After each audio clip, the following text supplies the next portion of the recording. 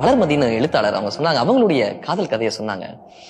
நானும் என்னுடைய வகுப்பு தோழன் பிரபுவை தான் காதலிச்சேன். என்னுடைய கல்லூரி காலத்துல எங்க வீட்டுக்கு அந்த விஷயம் தெரிஞ்சது. என்னைய எங்க ஊரை விட்டு வெளியூருக்கே அனுப்பிட்டாங்க. பிரபுவை கூப்பிட்டு மிரட்டெல்லாம் செஞ்சாங்க. எங்களுடைய காதலை எப்படியாவது பிரிச்சிடலான்னு எங்க வீட்டுல ரொம்பவே முயற்சி பண்ணாங்க. நாங்க 2 பேரும் பார்த்துக்கவே இல்லை. வருஷத்துக்கு ஒரே ஒரு முறை மட்டும் பார்த்துப்போம். எங்களுடைய கண்கள் மட்டுமே சந்தித்துக் கொள்ளும், எதுவுமே பேச மாட்டோம், கண்கள் மட்டும் சந்தித்துக் கொள்ளும். நாங்க 2 பேரும் காலம் பூரா காத்திருந்தோம். ஒரு 7 வருடம் கழிச்சு எங்க வீட்டுல மாப்பிள்ளை பார்க்க ஆரம்பிச்சாங்க. நான் உடனே பிரபுவை தான் இன்னும் காதலிக்கிறேன்னு சொன்னேன். எங்க வீட்டுல அந்த அதிர்ச்சியை தாங்கவே முடியல. 7 வருடம் கழிச்சு இன்னுமா பிரபுவை காதலிக்கிறேன்னு கேட்டாங்க.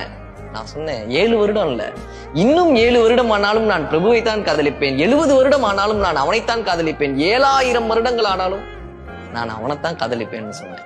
ஒரு அகண்ட வானத்துக்கு முன்னால் எப்படி எல்லோரும் அடிபணிவோமோ, ஒரு காட்டுத்தீயில் எப்படி கரைந்து போவோமோ, அது போல என் காதலின் ஆழத்தில் அத்தனை பேரும் கரைஞ்சு போனாங்க.